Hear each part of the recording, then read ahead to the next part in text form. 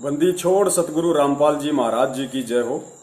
परमेश्वर की सभी प्यारी आत्माओं को मुझ पवन दास का सत्साई और आप सभी सत्सेवक भाई बहनों का इस 1 घंटे के 8:30 से 9:30 बजे तक के लाइव संघ का समाधान में दास तहे दिल से शुक्रिया अदा करता है कि आप सभी पुण्यात्माएं जो परम पूज्य सतगुरु रामपाल जी महाराज जी के सेवक हैं, उनके दास हैं, उनके भगत हैं, आप जी के सहयोग से और सतगुरु रामपाल जी महाराज जी के आशीर्वाद से बहुत ही अच्छा रेस्पॉन्स परमेश्वर ने प्रथम एपिसोड का दिलवाया है। ये भी हम निवेदन करते हैं, हम प्रार्थना करते हैं, हम परमेश्वर को दंडवत बारंबार विनती करते हैं कि परमेश्वर हम सभी सत्सेवक भाई बहनों पे और जितनी भी साध संगत है परमेश्वर की, उन सब पे उनकी दया बरकरार रहे, बनी रहे। पुण्यात्माओं, लाइव संघ का समाधान के अंतर्गत परमेश्वर की सैकड़ों और हजारों की संख्या में आत्माओं को भरपूर लाभ मिल रहा है। उन्हें अध्यात्म की उन अनसुनी बातों का मालूम पड़ता है, उन्हें पता चलता है जिन बातों का केवल एक सच्ची साध संगति के तहत ही मालूम पड़ सकता है, अन्यथा बहुत मुश्किल है। तो आज ये हमारा लाइव संघ का समाधान का फेसबुक के ऊपर दूसरा एपिसोड है। तो पुण्यात्माओं, हम शुरुआत करते हैं आज के दूसरे लाइव संघ का समाधान के एपिसोड की। और दास के व्हाट्सएप पे एक भगत भाई का मैसेज आया और भगत भाई ने अपनी शंका जाहिर की कि भगत जी, हमें एक शंका है क्योंकि हम बरवाला कांड 2014 के बाद परम पूज्य सतगुरु रामपाल जी महाराज जी से हम जुड़े हैं। हमें नहीं पता था भगत जी कि जितने भी नामदान केंद्र खोल रखे हैं सतलोक आश्रम मैनेजमेंट हरियाणा ने, वो नामदान केंद्र परम पूज्य सतगुरु रामपाल जी महाराज जी के आशीर्वाद से नहीं खुले हुए हैं। मनमुखी रूप से इन लोगों ने नामदान केंद्र खोल रखे हैं। तो भगत जी, मैं आप जी से जानना चाहता हूं, मेरी शंका है। मैंने बहुत सारे भगत भाइयों से पूछा लेकिन मुझे कोई संतोषजनक उसका जवाब नहीं मिला। दास ने उनसे प्रार्थना की कि भगत जी आप अपना सवाल रखिए। तो भगत जी ने कहा कि मेरा सवाल यह है कि मैं जब भी संध्या आरती करता हूं और संध्या आरती के अंत में जब गुरुदेव भगवान का अंग आता है तो एक जगह जाकर मुझे बड़ी शंका उत्पन्न हो जाती है।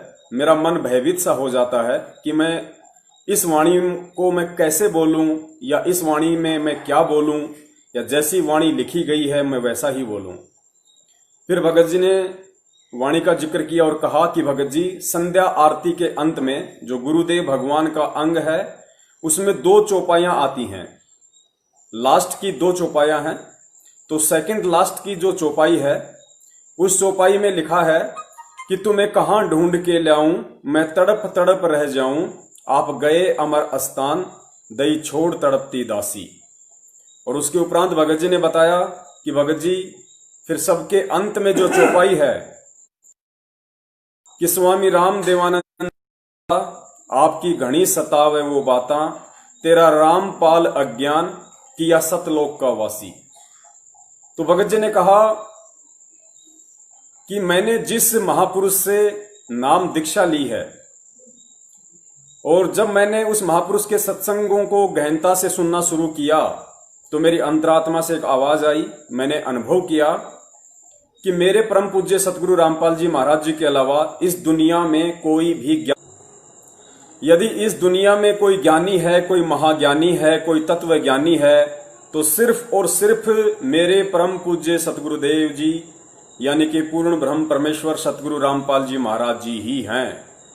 तो भगत जी, संध्या आरती की उस चौपाई में मुझे बड़ी दिक्कत होती है। मैं बड़ी असमंजस की स्थिति में पड़ जाता हूं कि इस वाणी को मैं कैसे बोलूं। तो दास ने कहा कि भगत जी, परमेश्वर की दया से आज रात को 8:30 से 9:30 बजे जब परमेश्वर दास को फेसबुक पर लाइव लेके आएंगे तो आज आप जी की ही शंका का परमेश्वर उनके तत्व ज्ञान आधार से और सहसबूत जो है इस शंका का समाधान परमेश्वर करवाएंगे।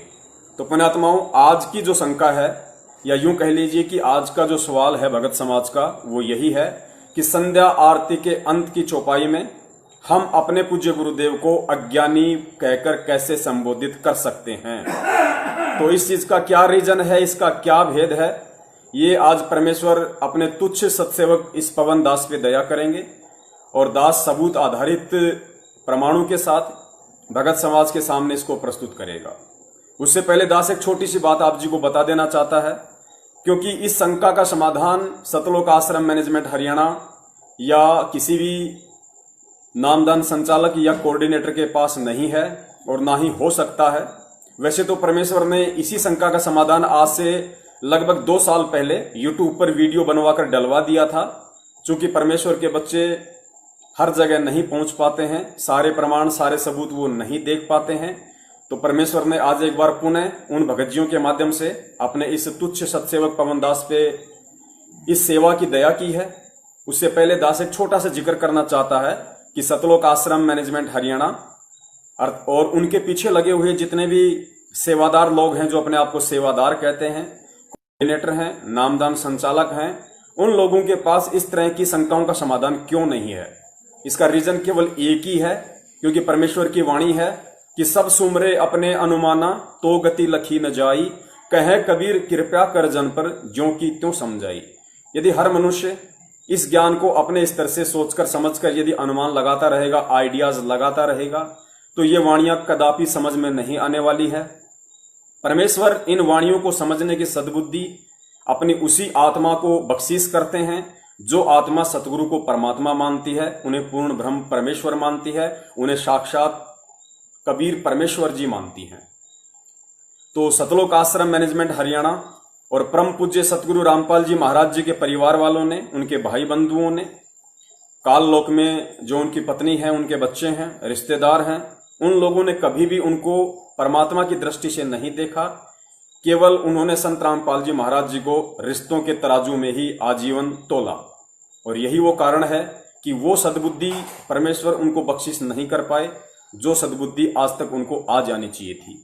रीजन ये था कि सतलोक आश्रम बरवाला में एक दिल्ली से सुरेश दास जी हैं, जो पेशे से एडवोकेट हैं, वो क्रोथा कांड के मुकदमों को फेस कर रहे थे।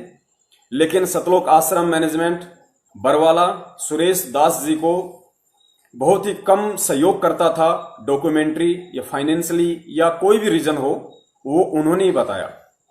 उनसे बात हुई थी तो उन्होंने बताया कि एक समय जब मैं उन मुकदमों की पैरवी करके और आश्रम में आया तो मैं बड़ा परेशान था, क्योंकि मुझे किसी भी तरह का सहयोग उन क्रोथा कांड के मुकदमों को सोल्व करने में सतलोक आश्रम मैनेजमेंट हरियाणा यानी परम पूज्य सतगुरु रामपाल जी महाराज जी के भाई महेंद्र जी, ट्रस्टी बलजीत जी या अन्य जितने भी जो गणमान्य व्यक्ति वहां पे समझे जाते थे, बलवान जाखड़ कह लीजिए, रामकुमार ढाका जी कह लीजिए, या अन्य सतगुरु रामपाल जी महाराज जी के इस काल लोक वाले रिश्तेदार, उन्हें सहयोग नहीं कर रहे थे। तो भगत जी दुखी हारे सतलोक आश्रम बरवाला में आए। उस समय परम पूज्य सतगुरु रामपाल जी महाराज जी डी गेट के अंदर जो हॉल है बहुत बड़ा सा, वहां पे उन्हीं व्यक्तियों के साथ बैठे हुए थे जिन व्यक्तियों का दास ने अभी अभी जिक्र किया है। यानी जिस समय सुरेश जी जो एडवोकेट थे वो सतलोक आश्रम बरवाला में एंटर हुए, सतगुरुदेव जी के पास में गए, तो उन्होंने देखा कि परम पूज्य सतगुरु रामपाल जी महाराज जी अपने छोटे भाई महेंद्र, ट्रस्टी बलजीत और रामनिवास छावला जो कि नजफगढ़ दिल्ली से हैं, रिटायरमेंट फौजी, अन्य 2-3 व्यक्ति और थे जो सतलोक आश्रम मैनेजमेंट बरवाला की कमान को संभालते थे। और उस सतलोक आश्रम बरवाला का जो मैनेजमेंट था उसके मुखिया थे, और उन्हीं व्यक्तियों से सुरेश दास जी दुखी थे। तो सतगुरुदेव जी चेयर पर बैठे हुए थे और बाकी जो व्यक्ति जिनका दास ने नाम गिनाया है वो सभी इर्द गिर्द ही बैठे हुए थे। सुरेश दास जी ने जाते ही परम पूज्य गुरुदेव को दंडवत प्रणाम किया और दुखी मन से परमेश्वर के चरणों में बैठकर कहा कि हे गुरुदेव, ये जितने भी व्यक्ति हैं जो यहां बैठे हुए हैं, ये आपको परमात्मा नहीं मानते।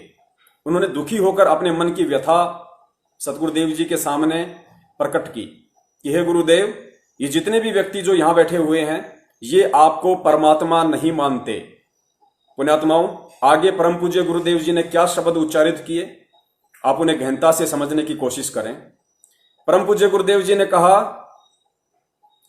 मालिक चेयर से अपने घुटनों पर हाथ रखते हुए खड़े हुए और दुखी मन से, जिस दुखी मन से सुरेश दास जी ने सवाल किया था, उसी दुखी मन से परम पूज्य गुरुदेव ने घुटनों पे हाथ रखकर खड़े होते हुए दुखी मन से कहा कि बेटा, आप तो परमात्मा मानने की बात कह रहे हो, ये लोग तो मुझे गुरु भी नहीं मानते।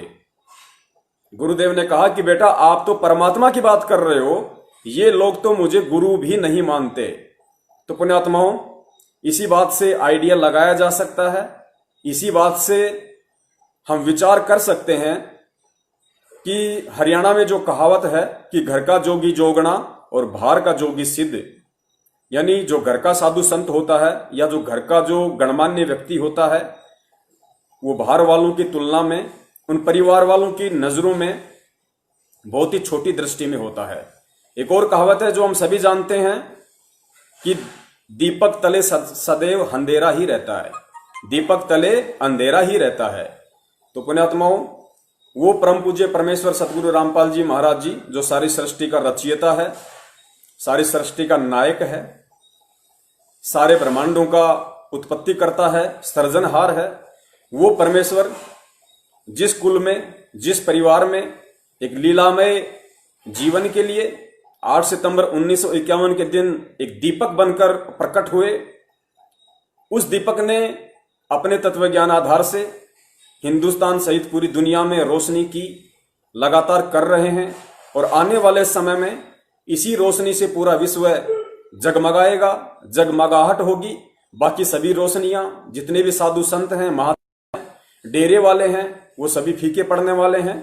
तो दास का कहने का मतलब है कि जो दीपक बनकर वो परमेश्वर 8 सितंबर 1951 के दिन जिस कुल में, जिस परिवार में प्रकट हुए, उन लोगों के लिए ये कहावत सिद्ध हो गई कि दीपक तले सदा अंधेरा। यानी सतगुरु रामपाल जी महाराज जी का जो कलयुगी परिवार है वो आज भी अंधेरे में है, पहले भी अंधेरे में ही था और आगे भी, जहां तक दास को परमेश्वर ने जो सद्बुद्धि बख्शी है, अंधेरे में ही रहेंगे।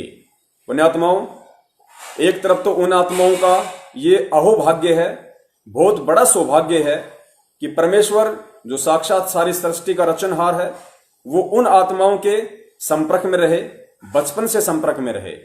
और दूसरी तरफ उन्हीं आत्माओं का अहोभाग्य ना होकर दुर्भाग्य है कि वो आत्मा उस परमेश्वर को पहचान नहीं पाई, क्योंकि घर का जोगी जोगना और बाहर का जोगी सिद्ध, ये कहावत यूं ही नहीं कही गई। इस कहावत को चरितार्थ करने में लोगों ने सैकड़ों, हजारों, लाखों की संख्या में एग्जाम्पल अपनी आंखों से देखे हैं। उसके बाद समाज में यह कहावत प्रचलित हुई है कि घर का जोगी जोगना, बाहर का जोगी सिद्ध और दीपक तले सदैव अंधेरा ही रहता है।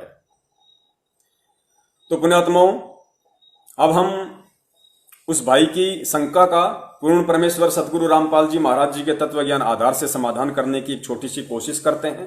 परम पूज्य गुरुदेव मुझ नीच को सद्बुद्धि दे, मुझ नीच को ये समझाने की अपने भगत भाइयों को सद्बुद्धि प्रदान करे।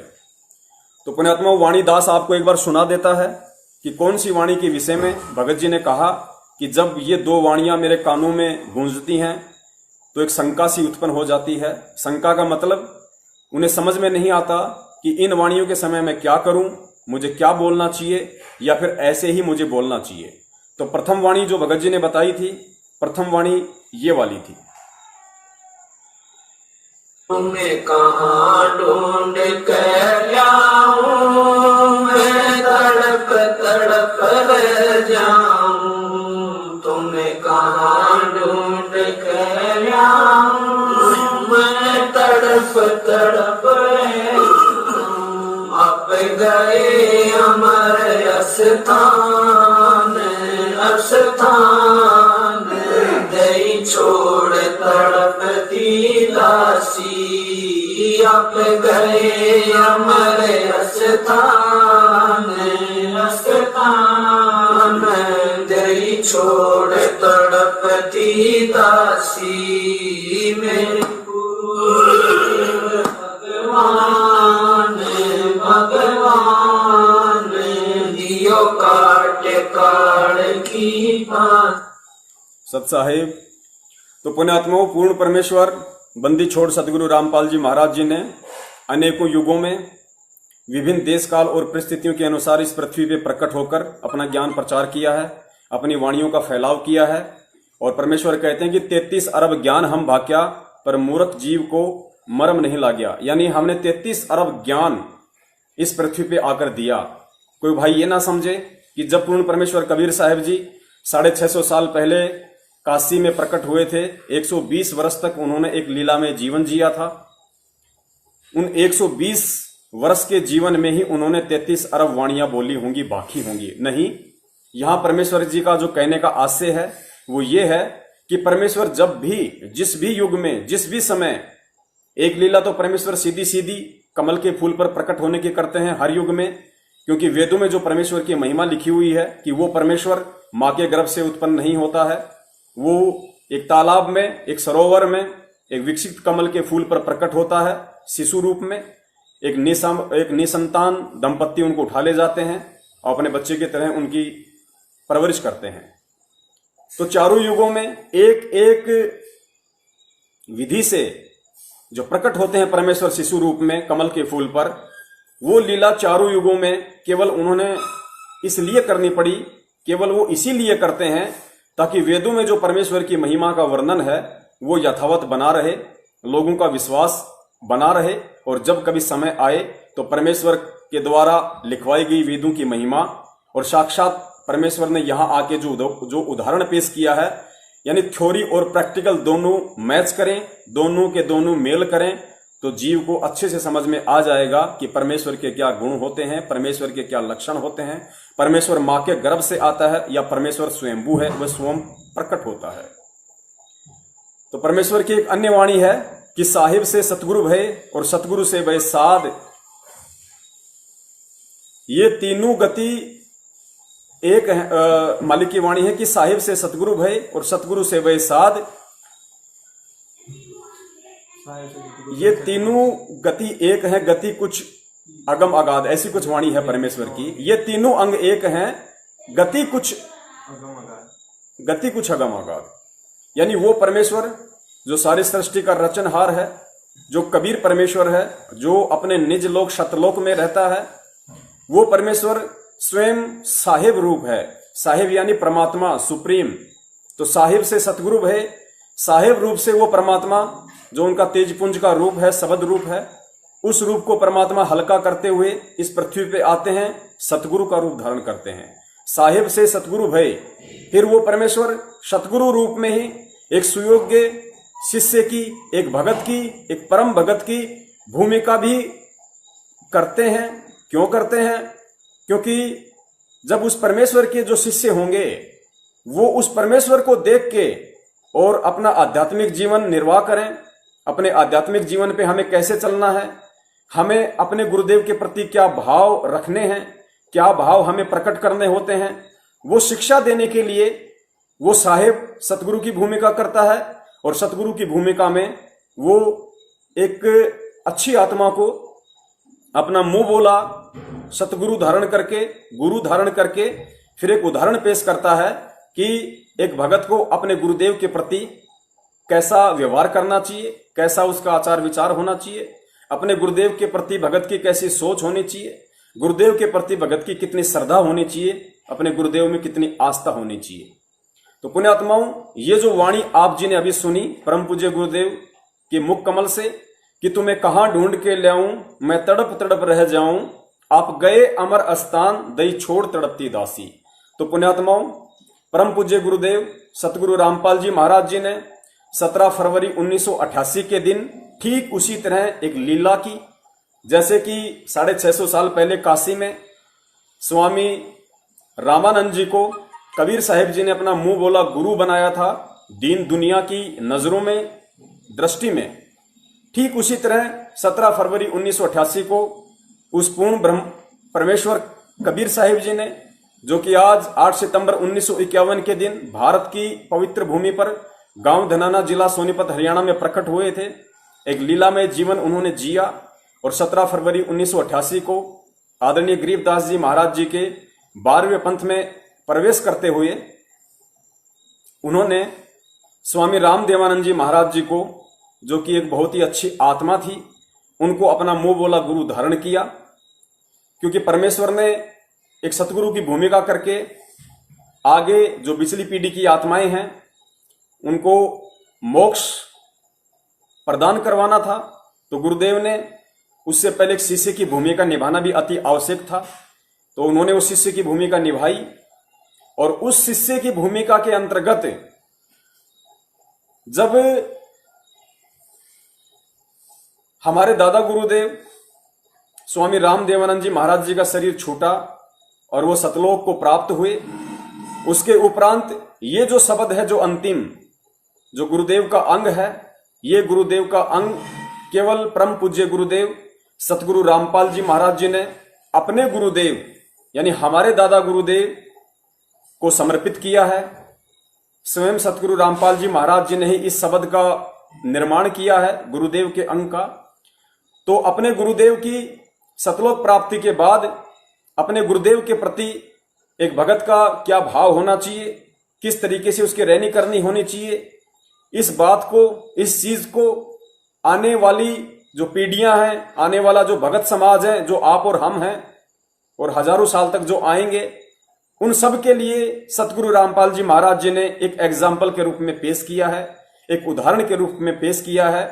और परम पूज्य सतगुरु रामपाल जी महाराज जी उस भगत के रोल में, उस भगत के वेश में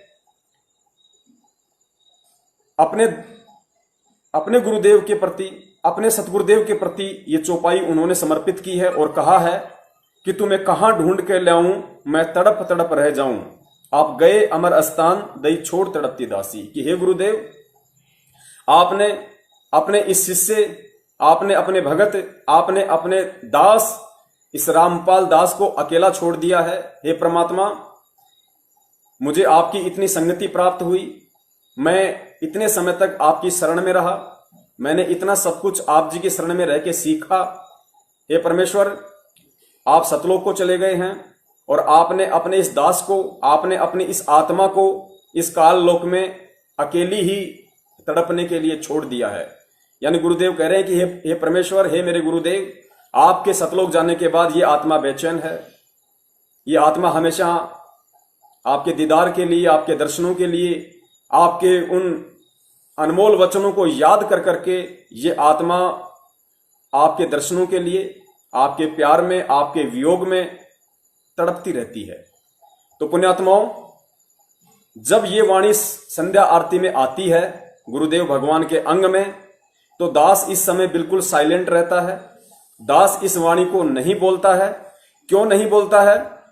आप जी को पहले बता दिया गया है कि ये वाणी हमारे दादा गुरुदेव जी के सतलोक गमन के उपरांत हमारे जो सतगुरुदेव जी हैं, परम पूज्य सतगुरु रामपाल जी महाराज जी, उन्होंने उनके प्रति अपने भाव व्यक्त करते हुए, अपने आप को एक दास साबित करते हुए, अपने आप को एक सुयोग्य भगत सिद्ध करते हुए अपने गुरुदेव के प्रति अपने विचार, अपने आभार, अपनी श्रद्धा, अपने भाव व्यक्त किए हैं।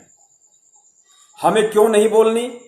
हमें इसलिए नहीं बोलनी है क्योंकि हमारे गुरुदेव पूर्ण ब्रह्म परमेश्वर, साक्षात वो कबीर परमात्मा है, साक्षात वो बंदी छोड़ है, और बंदी छोड़ ना कभी जन्मता है, ना कभी वो मरता है। और आज साक्षात वो परमात्मा हमारे सतगुरु के रूप में, हमारे गुरु के रूप में इसी पृथ्वी पे प्रकट है, हमारी नजरों के सामने है, इस धरातल पे वे आज प्रत्यक्ष हैं। तो हम ये नहीं कह सकते कि तुम्हें कहां ढूंढ के लाऊं, मैं तड़प तड़प रह जाऊं, आप गए अमर स्थान, दई छोड़ तड़पती दासी। पुण्यात्माओं, जो गुरु हमें मिला है, जो सतगुरु हमें मिला है, वो अविनाशी है, स्वयंभू है, अजरो अमर है। वो किसी भी देश काल परिस्थिति में ना मरता है, ना जन्म लेता है, उसकी अपनी मौज होती है, वो क्या विधि अपनाए, कौन सी वो लीला करे, क्या लीला वो दिखाए।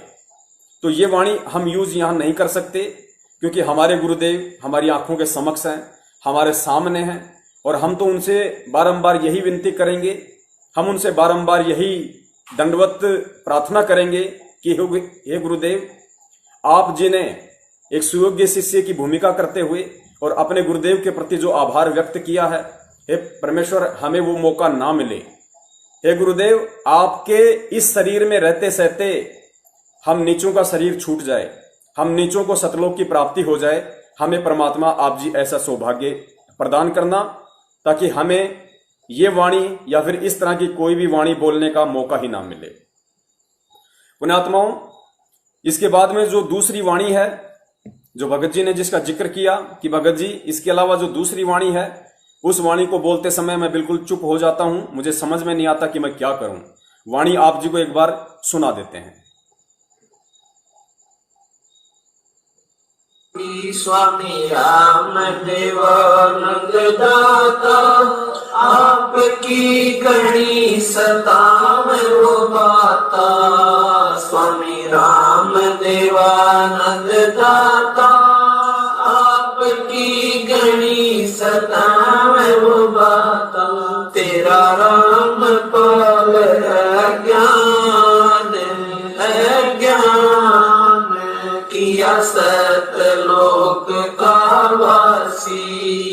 तेरा राम पाल अज्ञान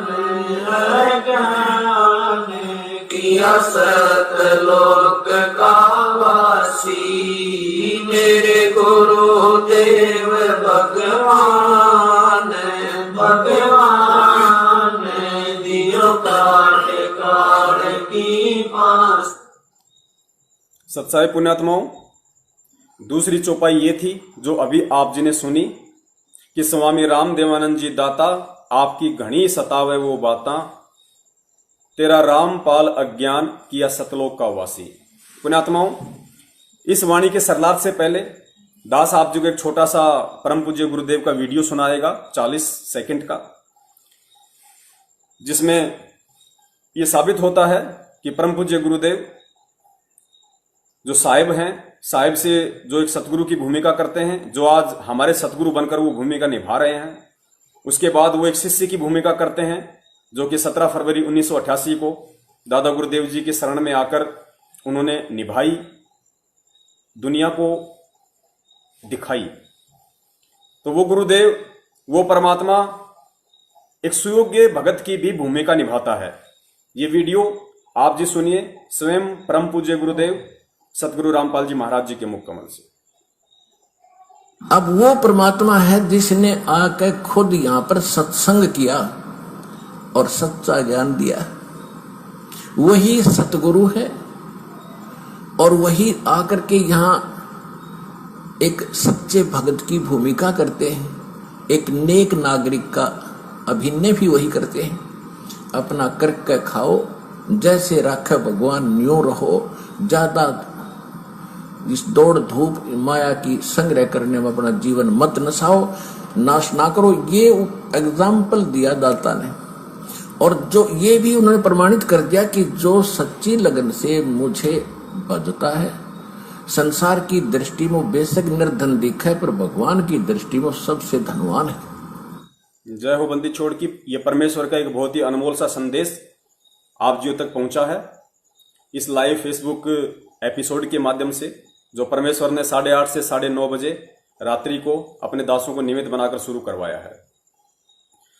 तो पुण्यात्माओं, आप जी ने देखा कि परम पूज्य सतगुरु रामपाल जी महाराज जी ठीक वही भूमिका कर रहे हैं, एक सुयोग्य शिष्य की, एक भगत की, जो आज से 650 साल पहले कबीर साहिब जी ने आदरणीय रामानंद जी को अपना मुंह बोला गुरु धारण करके की थी। पुण्यात्माओं, बीच में एक भाई का एक कमेंट्स आया था, शायद शंकरदास जी का ये कमेंट्स है, देवली टॉक से हैं। शंकरदास जी ये कहना चाह रहे हैं, या उनकी ये शंका है, शंकरदास जी कहना चाह रहे हैं कि भाई हमने तो गुरुदेव जी के मुख कमल से ये भी सुना है कि हमें आदरणीय गरीबदास जी महाराज जी की वाणियों में फेरबदल नहीं करना है। ये उनके आदेश थे, हमें उनकी किसी भी वाणी में फेरबदल नहीं करना है। पुण्यात्माओं, बिल्कुल सही बात है, सवाल होने चाहिए। इसीलिए परमेश्वर ने दया करके ये लाइव शंका समाधान का प्रोग्राम रखवाया है।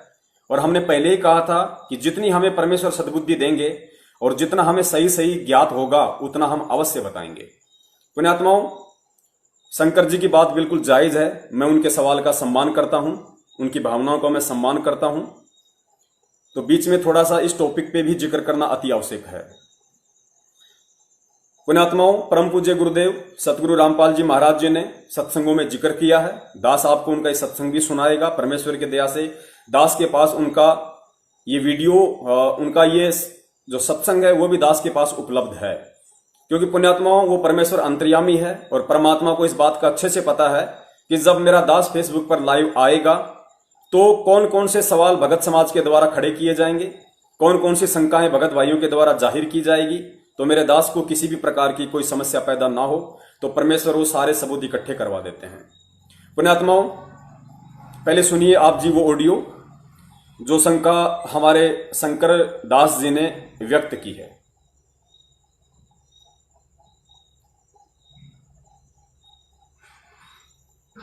और फिर गरीबदास नाम से बर्मा पंथा हुआ, ये मेरे नाम से।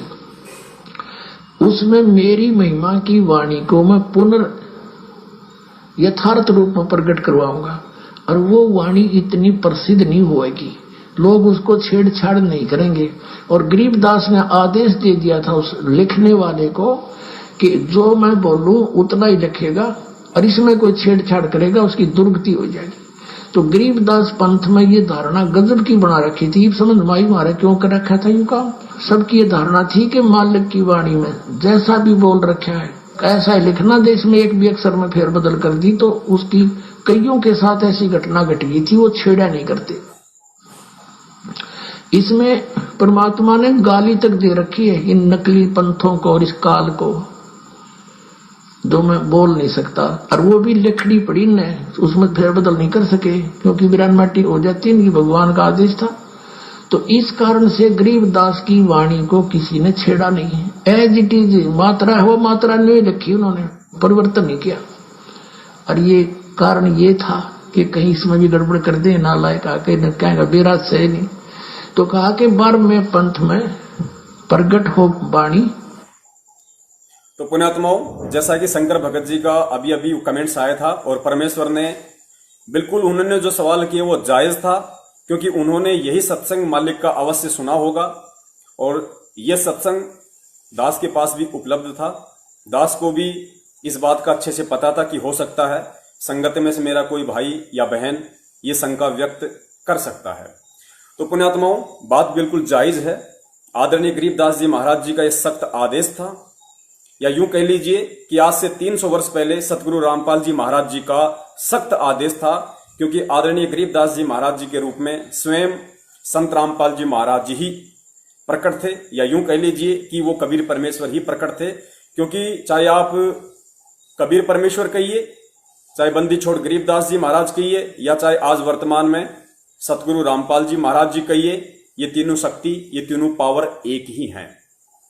रूप अलग थे, देश काल और परिस्थिति के अनुसार ज्ञान देने का उनका तरीका भिन्न भिन्न था, बाकी तीनों शक्ति एक ही थी। तो परमेश्वर का ये स्वयं का ही आदेश हम मान के चलते हैं, ये स्वयं उस परमात्मा का ही आदेश था कि मेरे द्वारा लिपिबद्ध करवाई गई वाणियों में कोई भी छेड़छाड़ ना करे, और ना ही होने चाहिए, वरना दुर्गति होंगे ही होंगी।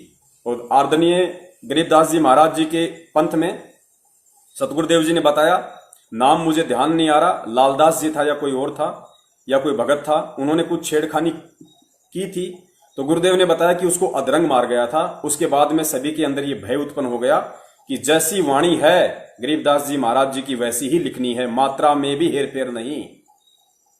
और ये क्यों, ये गुरुदेव ने बता ही दिया, क्योंकि यदि वो परमात्मा ऐसा आदेश देके नहीं जाते, और यदि वो झटका उस समय उन आत्माओं को नहीं देते, और यदि उस समय के आत्माओं में भय उत्पन्न नहीं होता, तो जिस प्रकार 650 साल पहले कबीर परमेश्वर ने आदरणीय धर्मदास जी के माध्यम से जो कबीर सागर को लिपिबद्ध करवाया था, और कालांतर में नकली कबीर पंथियों ने मनमुखी रूप से जैसा उन वाणियों को समझा, अपने अनुभव अनुसार उनमें फेरबदल किया, तो परमात्मा ने इसी दृष्टिकोण से कि आज संत गरीबदास जी के रूप में जो मैं ये इस वाणी को लिपिबद्ध करवा रहा हूं, ये वाणियां 300 साल बाद, सन 1997 के बाद जो बिजली पीढ़ी की हंस आत्माएं आएंगी, और जब मैं जाऊंगा उस समय, तो यही वो मुख्य वाणियां होंगी, यही वो भक्ति का आधार होगा जो उन पुण्यात्माओं को मैं मेरा मोक्ष मार्ग समझाऊंगा।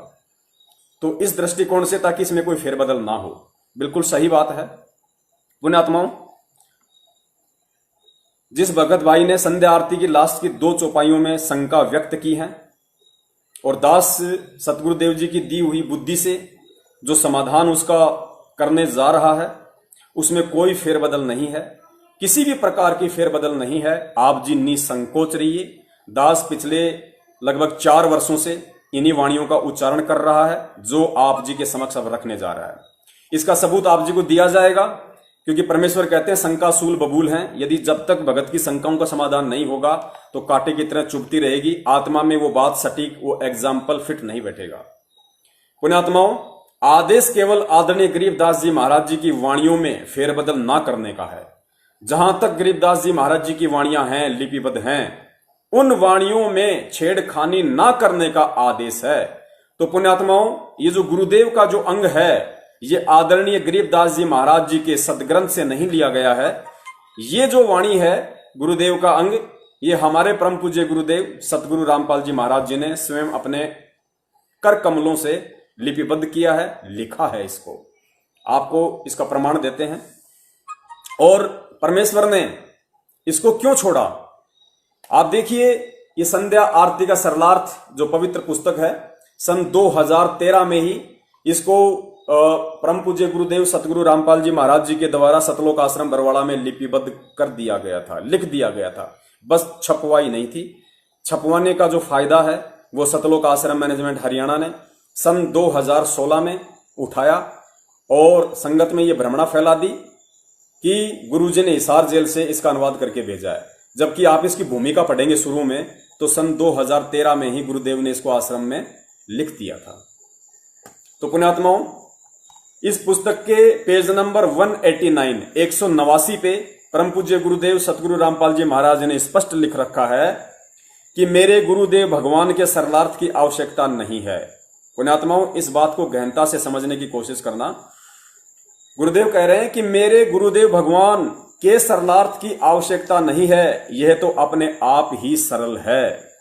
पुण्यात्माओं, ये कितनी सरल है, ये कितनी साधारण है, क्योंकि तत्वदर्शी संत के चाहे मुख कमल से बोले गए शब्द हों या चाहे उनके कर कमलों के द्वारा लिपिबद्ध किए गए शब्द हों, उनका एक गहरा रहस्य होता है, सांकेतिक होते हैं। उनको समझना आम जीव के बस की बात नहीं है।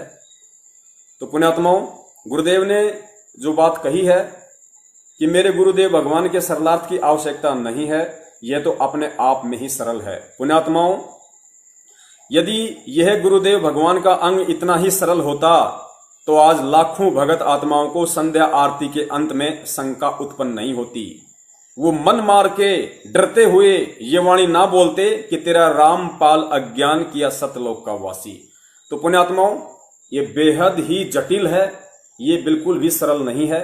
ये परमेश्वर ने इतना ज्ञान देने के बाद आप और हम आत्माओं के दिमाग की परीक्षा लेने के लिए, आप और हम आत्माओं का अपने गुरुदेव के प्रति क्या भाव है, क्या श्रद्धा है, हम उनके सत्संगों की गहराई को, उनके संकेतों को, हम उनके कोड वर्डों को समझने के लायक हुए हैं या नहीं हुए हैं, इस बात की परीक्षा के लिए परम पूज्य गुरुदेव सतगुरु रामपाल जी महाराज जी ने इस वाणी का सरलार्थ नहीं किया और मात्र यही लिखकर छोड़ दिया कि मेरे देव गुरु भगवान के सरलार्थ की आवश्यकता नहीं है, ये तो अपने आप में ही सरल है।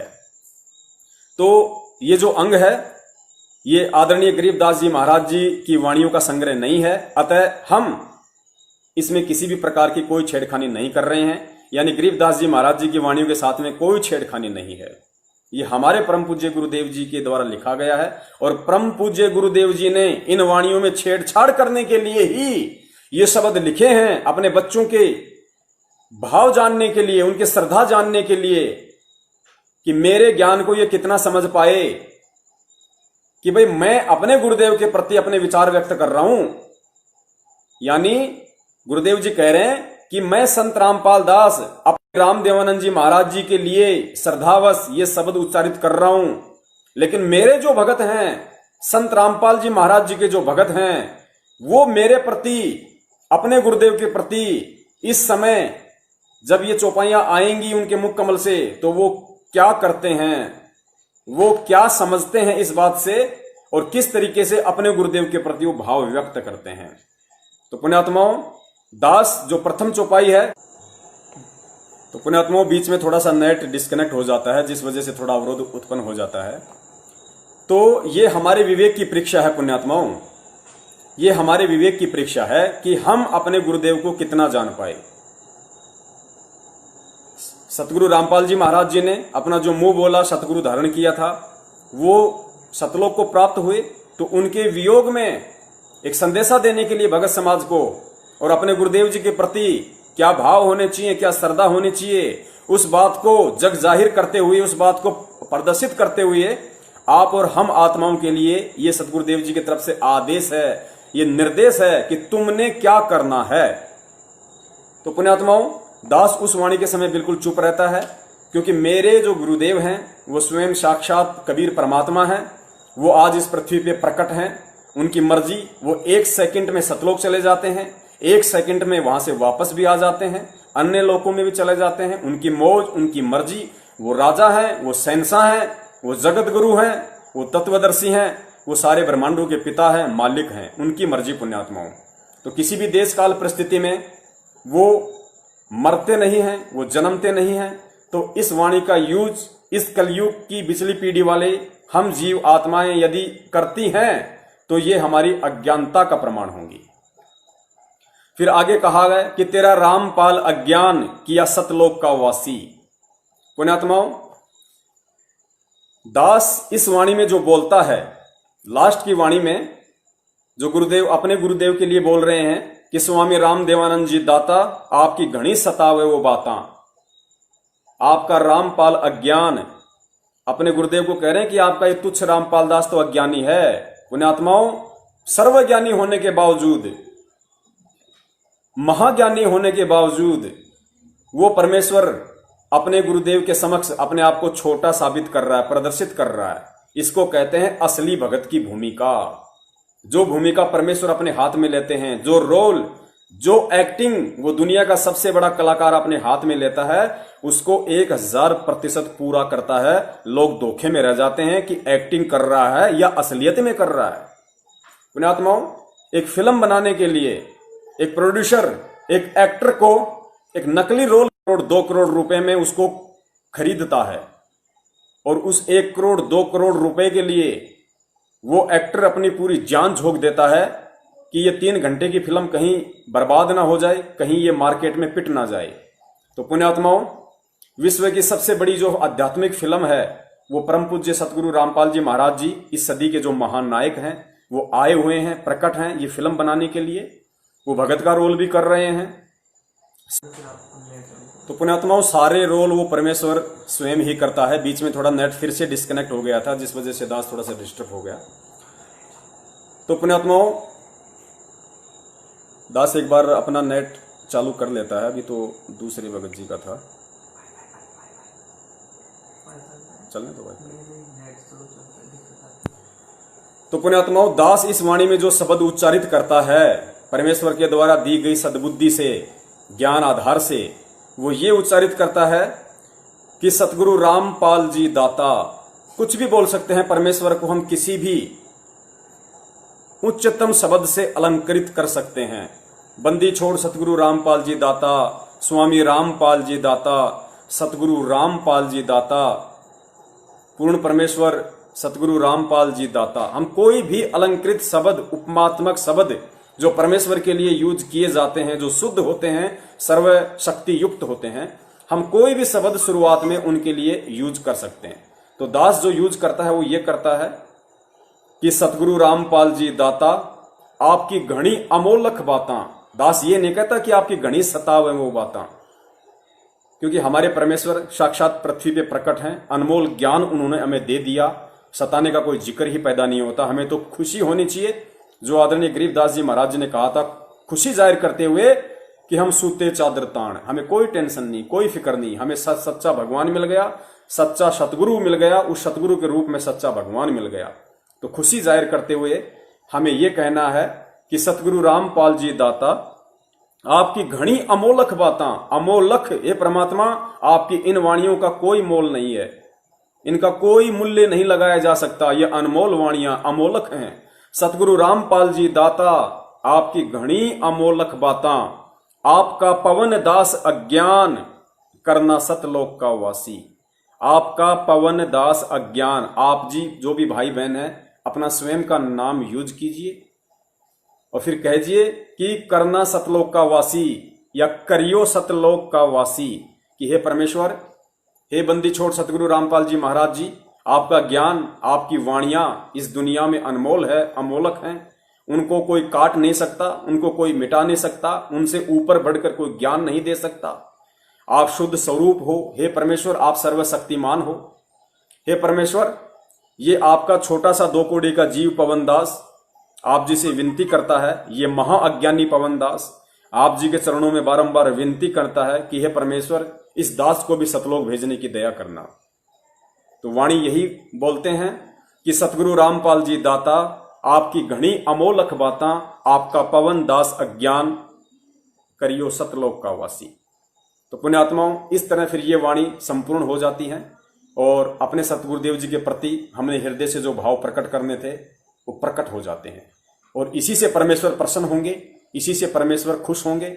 और यही वो कारण था जिस परमेश्वर ने शुरुआत से लेके इस पुस्तक में नित्य नियम का पूरा अनुवाद किया।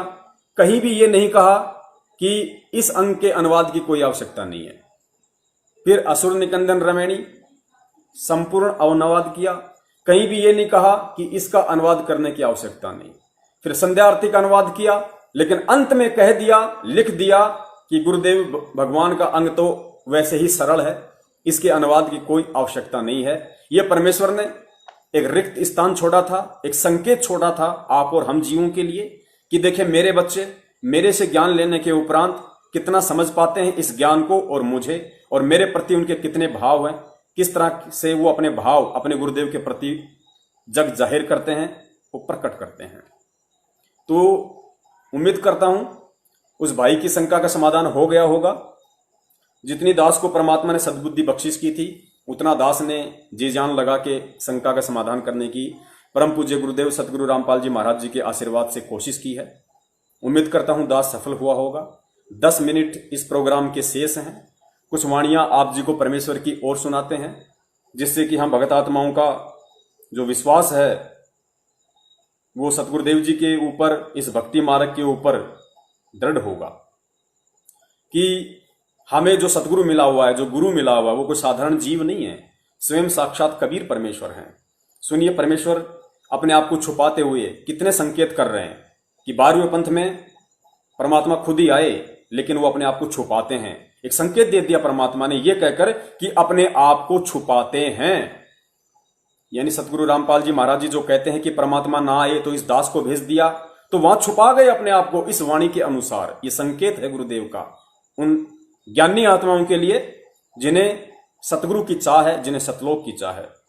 और एक दूसरी वाणी में तो परमात्मा ने तोड़ पाड़ दिया, पुण्यात्माओं तोड़ ही पाड़ दिया, स्पष्ट बोल दिया परमेश्वर ने। तो पहले सुनिए ये वाणी जिसमें परमेश्वर कह रहे हैं कि परमात्मा अपने आप को छुपाते हैं।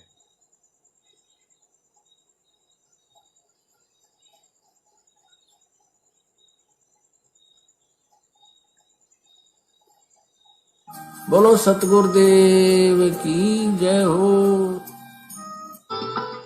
कबीर ये माया अटपटी सब गट आन अड़ी, और किस किस न समझाऊं या कुआ भांग पड़ी। तो यहाँ हम सभी एक का कुएं का भांग पिए फिर रहे। वो परमात्मा आता है, हम उसके भी जूते मारते हैं, उसको बुरा कहते हैं, एक नकलियों का स्वीकार करें बैठे हैं तो आसपास भी नहीं भगवान के। अब कहने का दास का तात्पर्य है कि इस दास के स्थान पर ये सोच लो परमात्मा बैठे हैं, और फिर हम कैसे व्यवहार करेंगे उस एक का कुएं का भांग। पुण्यात्माओं ध्यान से सुनना, क्या शब्द उस सारी सृष्टि के रचनहार कबीर परमेश्वर के द्वारा उच्चारित किए जा रहे हैं। गुरुदेव कह रहे हैं कि ये सोच लो कि इस दास के स्थान पे, इस रामपाल दास के स्थान पे वो कबीर परमात्मा बैठा है। हमें आदेश दिया जा रहा है गुरुदेव के द्वारा कि ये सोच लो कि इस रामपाल दास के स्थान पर कबीर परमात्मा बैठा है। तो हमें मानना पड़ेगा कि सामने संत रामपाल जी नहीं बल्कि कबीर परमेश्वर जी बैठे हैं। तो हमें ये हृदय से मानना पड़ेगा। और फिर गुरुदेव कह रहे हैं कि उसी के अनुसार फिर रहनी करनी करो। एक बार दोबारा सुनो पुण्यात्माओं। अरे वो परमात्मा आता है, हम उसके भी जूते मारते हैं, उसको बुरा कहते हैं, इन नकलियों को स्वीकार करें, बैठे हैं तो आसपास भी नहीं भगवान के। अब कहने का दास का तात्पर्य है कि इस दास के स्थान पर ये सोच लो परमात्मा बैठे हैं, और फिर हम कैसे व्यवहार करेंगे उस भगवान से जिसके लिए हम तड़प रहे हैं। ऋषियों ने शरीर गाल दिए। गुरुदेव कह रहे हैं कि ये सोच लो कि इस दास के स्थान पे परमात्मा बैठे हैं कबीर जी, और फिर तुम कैसा व्यवहार करोगे जिस भगवान की प्राप्ति के लिए ऋषि मुनियों ने शरीर गाल दिए। तो पुण्यात्माओं, ये संकेत है उन आत्माओं के लिए जो 8 सितंबर 2020 को उनका जन्मदिन मनाकर बहुत बड़ी महाभूल कर चुकी हैं, अपने आध्यात्मिक जीवन की सबसे बड़ी गलती कर चुकी हैं इतना ज्ञान लेने के बाद। परमेश्वर कह रहे हैं कि ये सोच लो कि इस दास के स्थान पे कबीर परमात्मा बैठे हैं, फिर तुम्हारी कैसी रहनी करनी होगी। अरे जिन पुण्य आत्माओं ने हृदय से ये मान लिया, गुरुदेव के इस सत्संग को आदेश बनाकर, उनके मुख कमल से उच्चारित वाणी को उनका आदेश मानकर कि ये मान लो कि इस दास के स्थान पे परमात्मा बैठा है, फिर कैसा व्यवहार करोगे। पुण्यात्माओं, जिस आत्मा ने ये मान लिया कि मेरे गुरुदेव के स्थान पे कबीर परमात्मा बैठा है, तो पुण्यात्माओं, कबीर परमात्मा का कभी जन्मदिन नहीं मनाया जाता है। गुरुदेव कह रहे हैं फिर तुम कैसा व्यवहार करोगे। यानी कबीर परमात्मा बैठे हैं गुरुदेव के स्थान पे, तो कैसा व्यवहार करोगे, जन्मदिन मनाओगे या प्रकट दिवस मनाओगे। पुण्यात्माओं, काल भगवान के साथ परमेश्वर का जो वचन था, उस वचन के अनुसार परमात्मा खुलकर नहीं बताएगा कि I am God, I am Kabir, I am the supreme power of the universal. ये नहीं बताएगा वो परमेश्वर कभी भी, लेकिन सत्संगों में संकेत स्पष्ट कर दिए परमेश्वर ने। और जिस आत्मा की इन संकेतों को समझने की भी बुद्धि नहीं खुली, वो आत्मा समझ लो अभी बहुत कच्ची है, सतलोक जाने के लायक नहीं है। उसको कोई भी भ्रमित कर सकता है। और उन आत्माओं को 8 सितंबर 2020 के दिन एक पीला पर्चा निकालकर, उससे पहले उन आत्माओं से उस अविनाशी परमात्मा का जो सतगुरु रामपाल जी महाराज जी के स्वरूप में स्वयं विद्यमान है, उनका जन्मदिन मनवाकर उनसे आध्यात्मिक जीवन की सबसे बड़ी भूल करवा डाली। संत रामपाल जी महाराज जी का सन 2020 में जन्मदिन मना है। सन 2020 में जन्मदिन मना है, जबकि संत रामपाल जी महाराज जी है कहां। क्या कोई बताएगा कि संत रामपाल जी महाराज जी है कहां? कहां है संत रामपाल जी महाराज, और आपने किनका जन्मदिन मनाया है? अगर संत रामपाल जी महाराज जी होते और यदि आप उनका जन्मदिन मनाते, तो इस दास को कोई ऑब्जेक्शन नहीं होता, कोई पीड़ा नहीं होती, कोई दुख दर्द नहीं होता कि मेरे भाइयों को किस तरह काल भगवान सूक्ष्म चाल के माध्यम से ठग रहा है। संत रामपाल जी महाराज कहां हैं? सुनिए कबीर परमेश्वर जी के मुख कमल से। लोक अनामी जावेगी वहां, कोई ना मिले चौबारे, आत्मा और परमात्मा वहां कोई ना रहते न्यारे। लोक अनामी जावेगी वहां, कोई ना मिले चौबारे, आत्मा और परमात्मा वहां नहीं रहते न्यारे। अब सुनना कि संत रामपाल जी महाराज जी कहां बैठे हैं, कहां है संत रामपाल जी महाराज जी, और आप लोगों ने किनका जन्मदिन मनाया है 2020 में, किनका जन्मदिन मनाकर मां भूल की है। परमेश्वर कह रहे लोक अनामी जावेगी वहां को न्या मिले चौबारे, आत्मा और परमात्मा वहां को न्या रहते न्यारे। अब संत रामपाल जी महाराज जी कहां बैठे हैं, अब सुनिएगा। रामपाल प्रीतम प्यारे की आत्मा वह पूर्ण आनंद लेरी, साच कहूं ना झूठ रती भर, बात मान ले मेरी।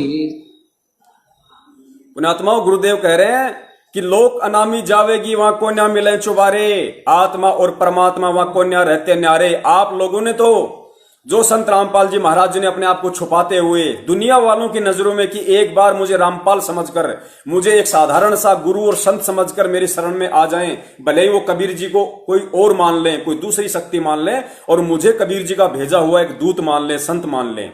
इस दृष्टिकोण से पेज नंबर 538 गहरी नजर गीता में जो परमेश्वर ने लिखा है कि मुझ रामपाल दास को दिन के 10 बजे कबीर परमात्मा आकर मिले, ये केवल दुनिया वालों की नजरों के लिए परमेश्वर ने लिखा। पुण्यात्माओं, इस ज्ञान क्षेत्र में आ जाने के बाद, उनसे ज्ञान लेने के बाद हमें ये चीजें समझ में आ जानी चाहिए। उन आत्माओं को तो नहीं समझ में आएंगी।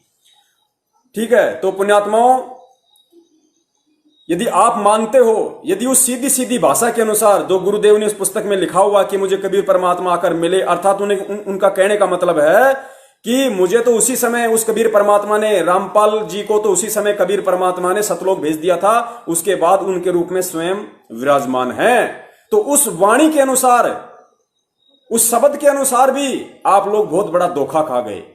उस शब्द की यदि आप मानो तो उस शब्द में कहा जा रहा है कि लोक अनामी जावेगी वहां को न्या मिले चुबारे, आत्मा और परमात्मा वहां को न्या रहते न्यारे। फिर कहते हैं रामपाल प्रीतम प्यारे की आत्मा वहां पूर्ण आनंद लेरी, साच कहूं ना झूठ रतीबर बात मान ले मेरी। कबीर परमेश्वर कह रहे हैं संत रामपाल जी के स्वरूप में कि रामपाल प्रीतम प्यारे की आत्मा तो उस अनामी लोक में पूर्ण आनंद ले रही, और साच कहूं ना झूठ रति भर, क्योंकि परमेश्वर सत्य ही कहता है, बात मान ले मेरी।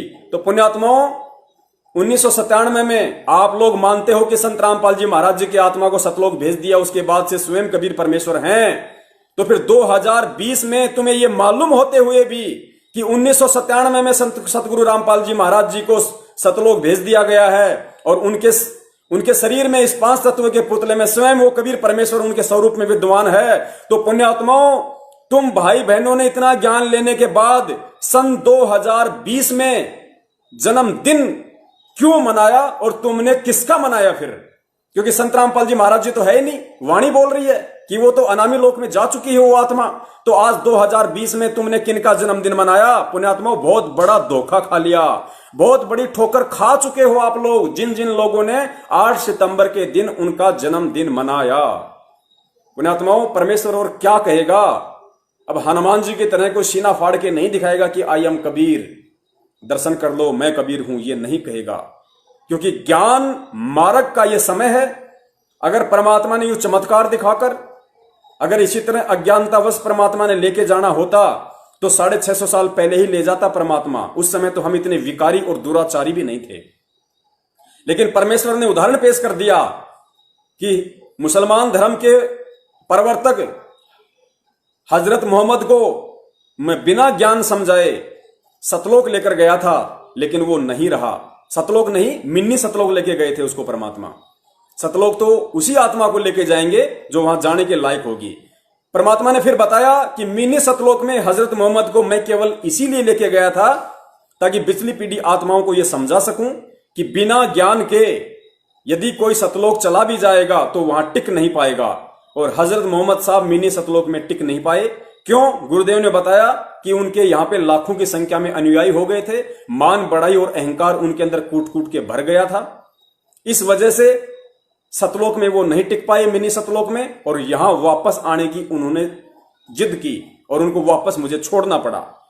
तो पुण्यात्माओं, ये पिछली पीढ़ी का समय परमेश्वर ने हम आत्माओं को शिक्षित करके, विज्ञान देके, हमें केवल ज्ञान आधार से सतलोक ले जाने के लिए आए हैं, ये चमत्कार दिखा के नहीं। और पुण्यात्माओं, आप लोगों ने 2020 में फिर किसका जन्मदिन मना लिया? अरे एक आत्मा के 2 पति होते हैं। पुण्यात्माओं, लाइट चली गई है, दास मोबाइल की ऑन करता है। तो पुण्यात्माओं, दास को लगता है टाइम भी हो गया होगा, इसीलिए हो सकता है परमेश्वर ने कि भाई 1 घंटा बहुत होता है, इससे ज्यादा का समय उचित नहीं है, क्योंकि ये तो लगातार चलना है सतगुरुदेव जी की दया से। तो हम कोशिश करेंगे कि हम 1 घंटे तक ही रहें, क्योंकि पुण्यात्माओं दास थोड़ा भावित हो जाता है, क्योंकि परम पूज्य गुरुदेव ने इतने अकाट्य सबूत दे रखे हैं अपने दास को। दास से रहा नहीं जाता कि सारा सब कुछ आज ही खोल के बता दूं मेरे भाई बहनों को, लेकिन मालिक की जो मर्जी, हमें तो उनके अनुसार ही चलना पड़ेगा। तो दास की ये गलती थी, जो दास 9:30 से शायद ऊपर हो चुके हैं, दास ने हिमाकत की। तो दास अपने परम पूज्य गुरुदेव सतगुरु रामपाल जी महाराज जी से इस दुस्साहस के लिए, इस घटिया कर्म के लिए दास उनसे दंडवत समायाचना मांगता है। और परमेश्वर दया करें, आज का जो टॉपिक था, आज की जो शंका थी, वो परमेश्वर ने पहले ही पूरी करवा दी है, उसका समाधान परमात्मा ने करवा दिया है।